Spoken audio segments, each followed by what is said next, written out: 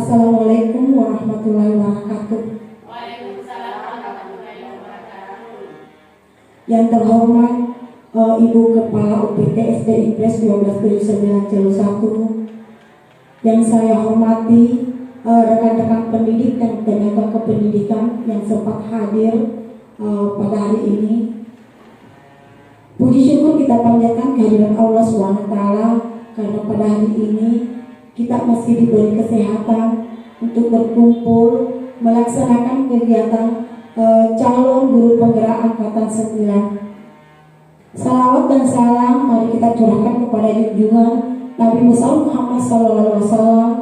Semoga kita mendapatkan syafaatnya sampai di akhir. Amin Rabbil Alamin.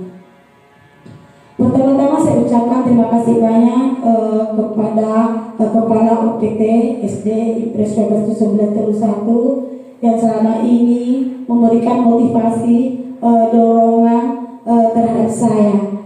Dan terima kasih banyak kepada bapak-bapak, ibu-ibu dengan waktunya yang siap membantu saya untuk menghadiri pelaksanaan diseminasi modul 1 Budaya Positif oleh Darmawati SPD CGP Angkatan 9 Kabupaten Bone.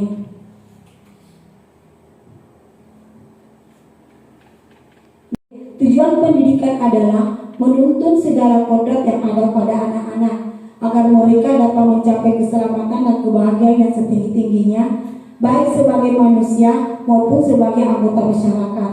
Oleh sebab itu, pendidikan itu hanya dapat menuntun tumbuh atau hidupnya kekuatan kodrat yang ada pada anak-anak agar dapat memperbaiki lakunya, bukan dasarnya. Hidup dan tumbuhnya kekuatan kodrat anak.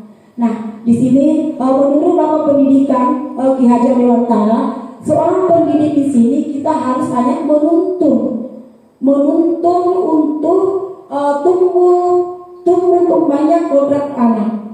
Dan kita ketahui bahwa kodrat anak itu sudah ada. Tinggal bagaimana caranya kita sebagai pendidik untuk memperbaiki lakunya, bukan dasarnya. Budaya positif. Nah, bapak-bapak, ibu-ibu, apakah yang ada dalam pikiran ibu tentang masalah budaya positif? Ya, siapa yang bisa memberikan apa saja yang ada di sekolah kita tentang budaya positif? Budaya positif itu seperti kebiasaan anak-anak kegiatan di sekolah. Misalnya, setiap hari Senin setelah mengadakan upacara bendera, semua siswa bersalaman dengan gurunya. Kemudian pada hari Selasa, siswa sarapan pagi bersama. Hari Rabu mengadakan salat duha bersama. Kemudian hari Kamis minum bersama. Hari Jumat yasinan, dan hari Sabtu mengadakan senam. Iya. Nah, seperti itulah yang dikatakan budaya positif, ibu-ibu, bapak-bapak, di mana budaya positif di sekolah yaitu nilai dan kebiasaan di sekolah yang berpihak pada murid agar mereka berkembang menjadi pribadi yang kritis, penuh hormat dan bertanggung jawab sesuai dengan profil Pancasila. Nah, di sini bapak-bapak, ibu-ibu, sesuai dengan profil pelajar Pancasila. Nah, di sini ada 6 dimensi dalam profil pelajar Pancasila. Yang pertama yaitu beriman dan bertakwa kepada Tuhan Yang Maha Esa, kemudian bernalar kritis, kemudian yang ketiga mandiri, gotong royong, kreatif.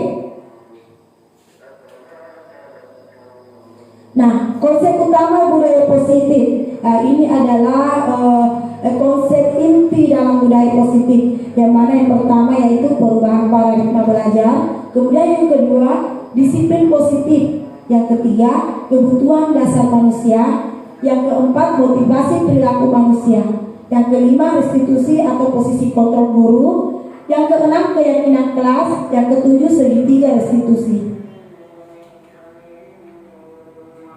Perubahan paradigma belajar. Nah, di sini kita sebagai pendidik bagaimana caranya untuk merubah dalam pembelajaran kita. Dalam membangun budaya positif, sekolah dapat menyediakan lingkungan yang positif, aman dan nyaman agar siswa mampu berpikir, bertindak, dan menciptakan dengan merdeka, mandiri, dan bertanggung jawab. Kemudian yang kedua yaitu disiplin sangat berkaitan dengan kontrol guru terhadap siswa. Nah di sini bapak-bapak ibu-ibu mengenai berbicara tentang disiplin pasti ada kaitannya dengan hukuman. Iya, jadi bagaimana dengan peserta didik pasti ada kaitannya dengan kontrol guru terhadap peserta didik.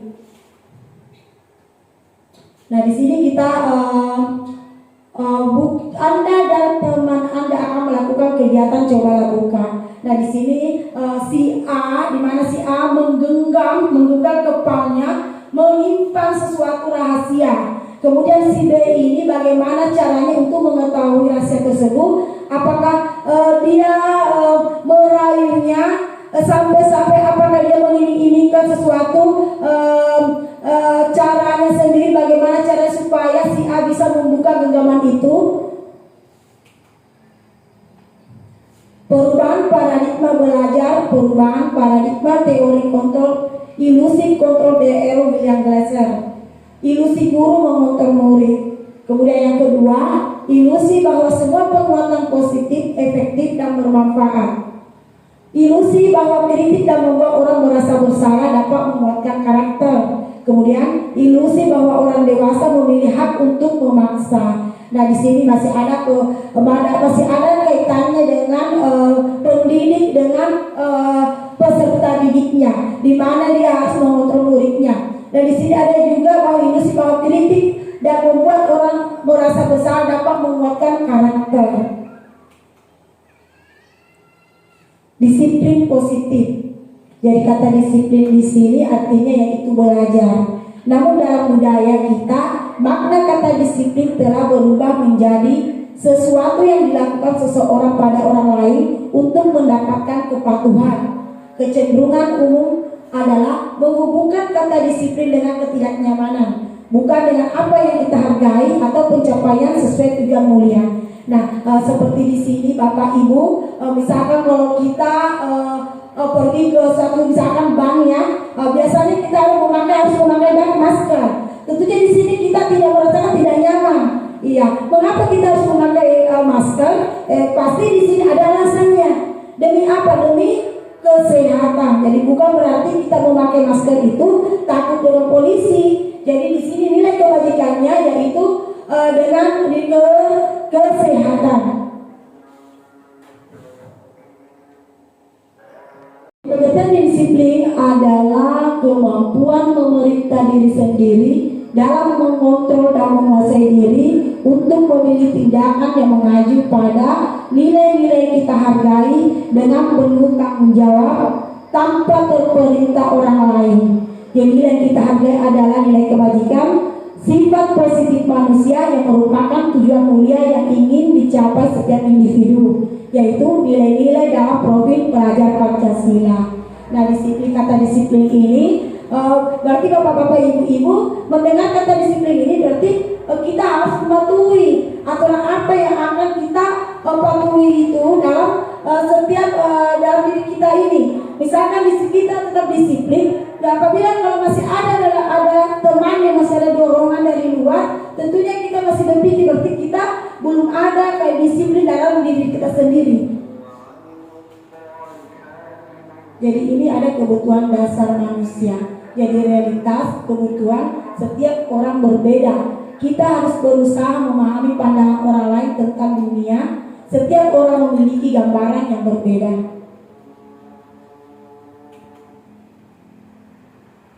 Jadi bapak-bapak, ibu-ibu, kebutuhan dasar manusia di sini ada 5, yaitu bertahan hidup, kasih sayang dan rasa diterima, kemudian penguasa, kebebasan dan kesenangan. Di sini juga harus kita tahu apa kebutuhan anak didik kita. Yang pertama itu bertahan hidup. Misalnya ada anak didik kita yang mendapatkan masalah di dalam bersama dengan temannya. Contohnya misalkan apabila ada anak yang selalu diam, selalu dibully sama temannya, kita harus bertanya dulu, kenapa anak ini selalu diganggu sama temannya? Apa masalahnya? Kemudian kasih sayang dan rasa diterima. Nah, kita juga harus tahu kepada anak didik kita kebutuhan apa yang dia akan diberikan kebutuhan itu kepada didik kita. Apakah anak ini butuh kasih sayang? Apakah anak ini butuh perhatian khusus dari gurunya? Kemudian yang ketiga, penguasa. Nah, terkadang di sini anak ini merasa dirinya bahwa dia yang unggul di dalam kelasnya. Jadi sehingga dia merasakan dia yang penguasa. Kemudian yang keempat yaitu kebebasan. Nah, di sini juga kita harus mengetahui, seorang guru itu harus mengetahui bahwa apakah ini anak mau merasa kebebasan dalam apa dituduh guru, kebebasan apa yang akan diberikan kepada murid kita. Kemudian kesenangan, iya. Jadi tentunya di sini anak didik kita juga butuh suatu kesenangan baik dalam pembelajarannya. Nah, di sini kita bisa berikan anak didik kita berupa bagaimana supaya semangat minat belajarnya anak-anak itu tumbuh berkembang. Biasanya itu anak itu kita berikan apa? Bagaimana cara belajar kita, bagaimana cara metode yang kita ajarkan kepada anak didik kita. Motivasi perilaku manusia. Jadi teori motivasi perilaku manusia itu ada dua, yaitu motivasi eksternal dan motivasi internal. Kalau motivasi eksternal itu motivasi yang didapatkan masih ada dorongan dari luar. Kalau eksternal itu motivasi yang muncul dari diri kita sendiri. Nah, yang pertama itu untuk menghindari ketidaknyamanan atau hukuman apa yang akan terjadi bila saya tidak melakukannya. Nah, seperti di sini misalkan kepala sekolah memerintahkan kita untuk mengikuti pelatihan di luar jam kerja, di luar berarti kita harus mengikuti. Jadi apabila misalkan kita tidak mengikuti, apakah kita takut? Apa kita takut kepada kepala sekolah kita? Jadi kalau kita mau mengikuti pelatihan itu, tentunya masih ada motivasi dari luar, yaitu motivasi eksternal. Kemudian yang kedua yaitu untuk mendapatkan imbalan atau penghargaan dari orang lain. Apa yang akan saya dapatkan bila saya melakukannya? Nah, di sini juga masih ada motivasi eksternal, masih ada motivasi dari luar. Misalkan kalau kita mengikuti pelatihan itu tentunya ada uang jalannya, atau apakah ada uang pengganti untuk pelatihannya. Nah, kemudian di sini adalah motivasi internal, yaitu motivasi yang muncul dari dalam diri kita sendiri tanpa dorongan dari orang lain. Nah, di sini ada hukuman dan sanksi konsekuensi. Nah, di sini adalah identitas sukses, hukuman, ada hukuman, disiplin, konsekuensi, dan restitusi. Jadi hukuman sesuatu yang menyakitkan yang harus terjadi. Kemudian konsekuensi yaitu sesuatu harus terjadi, sedangkan restitusinya yaitu merupakan pilihan. Kemudian kedua, yang tidak nyaman untuk anak untuk jangka waktu panjang. Ya betul sekali ya ibu ya bapak-bapak ya, betul sekali apabila kita memberikan hukuman kepada anak didik kita, pasti dia akan mengingat secara terus menerus bahwa kita bisa diberikan hukuman oleh guru kita. Kemudian konsekuensinya yaitu tidak nyaman untuk murid atau anak untuk jangka waktu pendek. Restitusinya menguatkan untuk murid atau anak dalam jangka waktu panjang. Kemudian korban bisa diabaikan. Restitusinya yaitu korban mendapatkan ganti. Kemudian hukumannya murid atau anak akan tersakiti. Iya. Kemudian konsekuensinya murid anak dibuat tidak nyaman tentunya ya. Apabila kita memberikan hukuman kepada anak didik kita, apalagi dekat teman-temannya, kita memberikan hukuman, tentunya anak itu tidak merasa nyaman. Apakah dia malu dengan temannya, sehingga motivasinya akan terganggu, tidak kurang semangat. Kemudian restitusinya itu murid atau anak mendapatkan penguatan. Kemudian banyak perilaku pasif agresif meningkat. Konsekuensinya penguatan hanya bertahan dalam jangka waktu pendek. Restitusi masalah terpecahkan. Jadi kalau restitusi di sini pasti masalahnya akan mendapatkan solusi jalan keluarnya. Kemudian hukuman yaitu sistem tidak akan berjalan bila murid tidak takut. Kemudian memerlukan monitoring dan supervisi terus-menerus dari guru. Kemudian restitusinya yaitu murid belajar bertanggung jawab untuk perilakunya. Hukuman berlaku hanya pada sebuah institusi, tidak berlanjut pada kehidupan nyata. Iya, pada saat itu saja anak-anak diberikan hukuman. Kemudian membantu penerapan mengikuti peraturan dalam masyarakat. Kemudian restitusinya itu fokus pada pemecahan masalah dalam jangka waktu panjang. Kemudian peraturannya adalah kamu harus, apa peraturannya, mampukah kamu melakukannya? Kemudian restitusinya, apa yang kamu yakini, apa yang bisa kamu lakukan untuk memperbaiki masalah ini. Kemudian hukumannya, murid anak membenci peraturan. Jadi ini negatif ya, murid anak menghormati peraturan. Kemudian restitusinya, murid anak menghormati dirinya dan orang lain. Mari berlatih hukuman dan konsekuensi. Nah, coba ibu-ibu, bapak-bapak perhatikan di depan. Lari mengelilingi lapangan basket 2 kali karena terlambat hadir di sekolah. Apakah ini konsekuensi atau hukuman? Hukuman. Memberikan coretan yang dibuatnya di meja tulis. Murid diminta untuk push-up 15 kali karena tidak menggunakan masker ke sekolah. Menggantikan kertas tugas teman yang telah dicoret-coret. Kemudian berjemur di lapangan basket pukul 12 siang karena mengobrol dengan teman. Apakah ini hukuman atau konsekuensi? Hukuman. Kemudian murid diminta bertelanjang kaki sepanjang hari karena tidak menggunakan sepatu warna hitam sesuai peraturan sekolah. Ya, apakah hukuman atau konsekuensi? Hukuman. Berdiri di depan kelas sambil mengangkat kaki satu karena tidak bisa menjawab pertanyaan. Nah sekarang coba kita lihat. Iya, jadi lari mengelilingi lapangan basket yaitu hukuman. Kemudian memberikan coret yang dibuat meja tulis konsekuensi. Murid diminta untuk pusat tentunya hukuman ini. Mengganti kertas tugas teman yang telah dicoret-coret konsekuensi.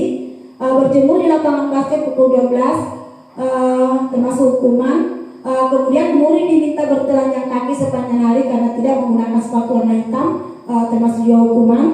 Berdiri di depan kelas sambil mengangkat kaki satu karena tidak bisa menjawab pertanyaan termasuk juga hukuman. Nah sekarang restitusi atau posisi kontrol seorang guru. Nah jadi seorang pendidik itu mempunyai posisi kontrol ada 5, yaitu yang pertama sebagai penghukum, yang kedua yaitu pembuat merasa bersalah, kemudian yang ketiga pemantau, yang keempat teman, yang kelima adalah manajer. Jadi bagaimana posisi kita seorang pendidik terhadap murid kita apabila mengalami suatu masalah. Nah ini dia posisi kontrol guru. Contoh penerapannya. Penghukum yaitu keliling lapangan sebanyak 10 kali. Jadi seperti ini adalah contoh posisi kontrol seorang guru untuk penghukum. Kemudian untuk sebagai teman yaitu ayo kerjakan tugasnya. Nanti kalau sudah selesai kita main. Kemudian pembuat merasa bersalah. Kamu sudah berkali-kali ibu ingatkan. Kamu memang senangnya jika melihat ibu ditegur oleh kepala sekolah. Jadi ini kalimatnya dalam seorang pendidik kepada muridnya yaitu pembuat merasa bersalah.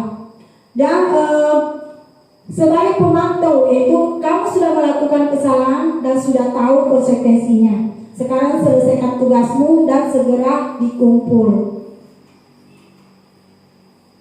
Kemudian manajer. Kamu tahu kesalahan kamu, keyakinan kelas apa yang kamu langgar, dan apa yang akan kamu lakukan untuk menyelesaikan masalahmu. Nah di sini apabila ada seorang anak yang mengalami mengalami masalah dalam pembelajarannya, di dalam posisi kontrol di sini sebagai manajer, seorang pendidik pasti akan bertanya, mengapa atau bagaimana sehingga masalah ini terjadi, apa alasannya, solusi apa yang anak didik ini untuk menyelesaikan masalahnya.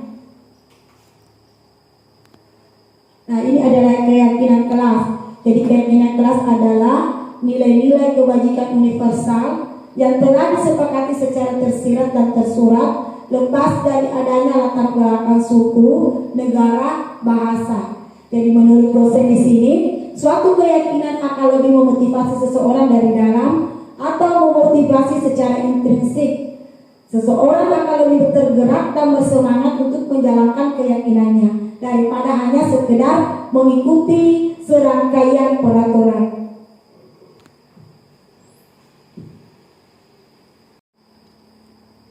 Jadi di sini kita lihat budaya positif, lingkungan positif, kemudian keyakinan kelas dan peraturan kelas. Iya, seperti di kelas 1 di sini saya punya juga keyakinan kelas, di mana saya membuat keyakinan kelas di situ bersama-sama dengan anak-anak murid-murid saya. Jadi misalkan contohnya untuk misalkan yang pertama yaitu datang tepat waktu. Kemudian yang kedua yaitu berdoa sebelum dan sesudah pembelajaran. Yang kemudian yang ketiga izin masuk keluar oleh guru. Kemudian yang keempat yaitu tidak mengganggu teman. Jadi seperti itulah keyakinan kelas yang ada dalam kelas 1. Jadi pembentukan keyakinan kelas, jadi keyakinan kelas di sini bersifat lebih abstrak daripada peraturan yang lebih rinci dan konkret. Kemudian keyakinan kelas berupa pertanyaan universal. Kemudian pernyataan keyakinan kelas disebut dalam bentuk positif. Keyakinan kelas hendaknya tidak terlalu banyak sehingga mudah diingat dan dipahami. Jadi seperti saya di kelas 1 itu cuma ada 5 keyakinan kelasnya. Keyakinan kelas sebaiknya sesuatu yang dapat diterapkan di lingkungan tersebut. Kemudian semua warga kelas itu berkontribusi dalam pembuatan keyakinan kelas. Kegiatan tercurah pendapat. Kemudian bersedia meninjau kembali keyakinan kelas dari waktu ke waktu. Jadi ini dalam menghadapi suatu masalah kita akan cara untuk mendapatkan satu solusinya yaitu dengan cara segitiga restitusi, yaitu suatu proses dialog yang dijadikan oleh guru agar dapat menghasilkan murid yang mandiri dan bertanggung jawab. Jadi seperti inilah segitiga restitusinya. Yang pertama yaitu menstabilkan identitas. Kemudian yang kedua validasi tindakan yang salah. Kemudian yang ketiga menanyakan keyakinan. Di sini kita lihat menstabilkan identitas berdasarkan prinsip bahwa membuat kesalahan adalah bagian dari proses pembelajaran. Misalkan kalimatnya yaitu berbuat salah itu wajar. Tidak ada manusia yang sempurna. Ibu bapak juga pernah melakukan itu. Kemudian ibu bapak tidak mau mencari siapa yang salah, tapi ibu bapak ingin mencari solusi dari permasalahan ini. Kemudian kamu berhak merasa begitu. Jadi ini adalah contoh kalimat dalam menstabilkan identitas. Kemudian validasi tindakan yang salah. Jadi berdasarkan prinsip nilai-nilai kebajikan yang siswa percaya dan berpindah menjadi orang yang dia inginkan dan kehidupan yang dia inginkan. Apa keyakinan kelas kita? Nilai apa yang telah disepakati bersama? Kemudian ini adalah contoh penerapan segitiga restitusinya.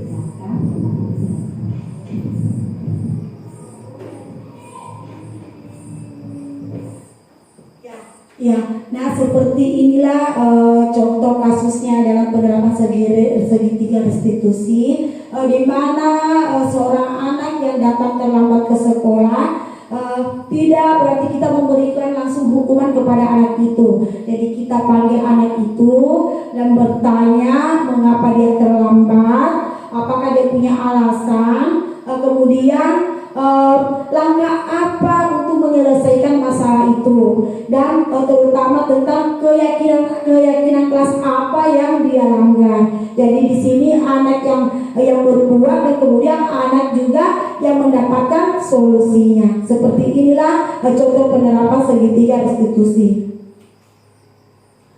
Nah, sekian sampai di sini dulu untuk modul 1.4 dari calon guru penggerak angkatan 9. Lebih dan kurangnya mohon dimaafkan. Terima kasih banyak atas Bapak-bapak Ibu semua.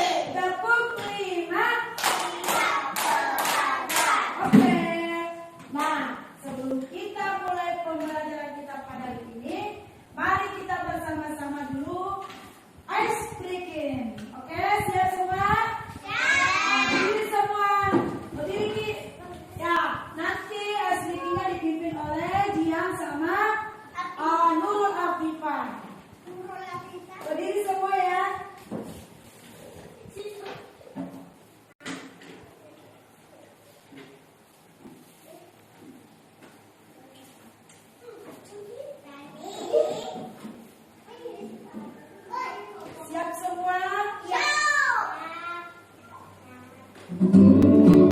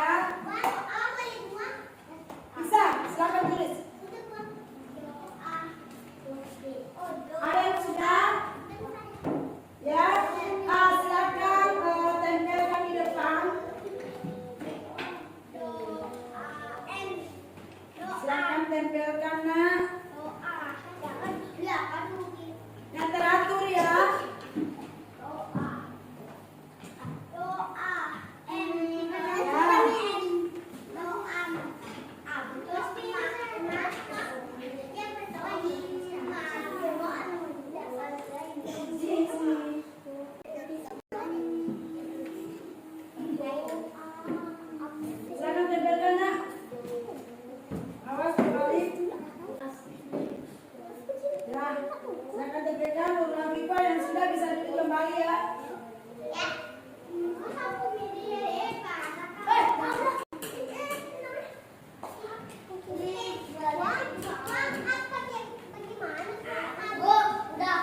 Sudah?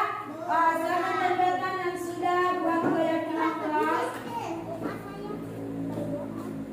Ada yang sudah? Yang sudah, silakan duduk. Ya. Ya, duduk Pak, silakan duduk. Silakan tempelkan. Tempelkan yang ini tadi.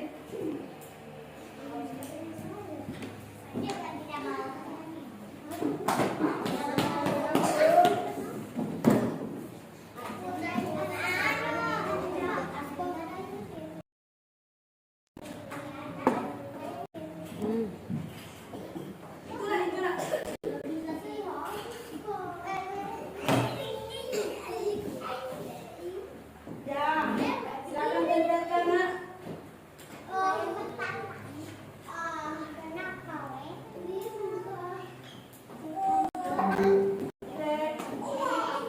Sudah semua? Sudah semua menulis kelasnya? Sudah? Nah, sekarang Ibu akan melihat keyakinan kelas apa saja yang ditulis di atas. Sebentar kita akan tulis untuk disepakati bersama. Bagaimana? Iya. Keyakinan kelas. Keyakinan satu. Nomor satu, Nurul Afifah menuliskan keyakinan kelas yaitu datang tepat waktu. Nah, datang tepat waktu di sini berarti tidak boleh datang. Betul sekali. Dan kata lain tidak boleh datang terlambat. Nah, jadi kalau sudah menulis keyakinan bagaimana? Sepakat semua? Sepakat ya datang tepat waktu? Sepakat? Sepakat semua? Ya oke. Jadi Ibu, yang pertama yaitu keyakinan kelas kita yaitu datang tepat waktu. Bagaimana? Sepakat semua? Oke. Nah, kita tulis ya.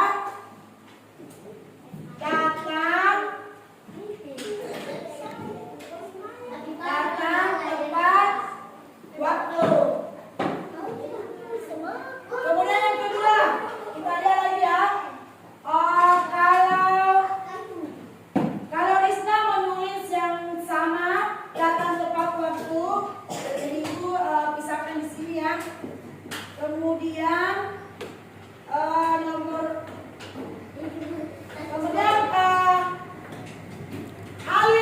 Alil menuliskan keyakinan kelasnya yaitu berdoa sebelum pembelajaran dimulai. Bagaimana? Sepakat? Berdoa. Bagaimana kalau kita tulis berdoa sebelum pembelajaran dan sesudah, sebelum memulai pembelajaran dan sesudah pembelajaran. Bagaimana? Sepakat? Ya. Jadi sebelum kita mulai pembelajaran kita harus berdoa. Begitu pula dengan sesudah pembelajaran. Bagaimana? Sepakat semua? Bagaimana Anci? Bagaimana Anci? Sepakat Halil? Oke. Jadi Ibu Guru silakan lagi. Jadi berdoa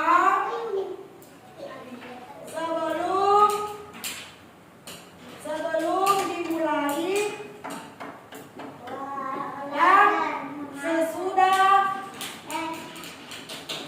pembelajaran. Kemudian yang ketiga, saya lihat ini sama.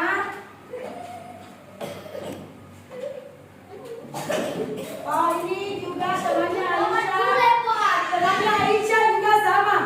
Berdoa sebelum pembelajaran. Jadi kita tambah saja di sini dan sesudah pembelajaran.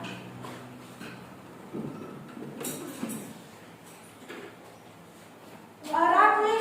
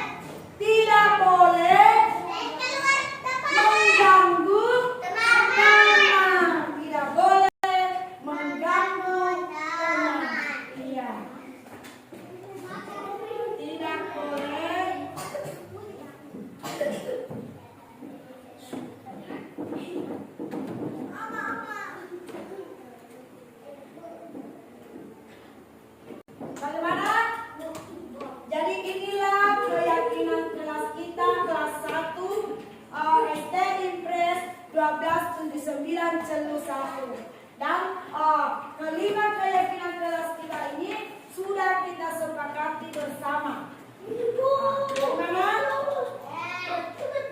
Nah, sudah tidak ada lagi nah?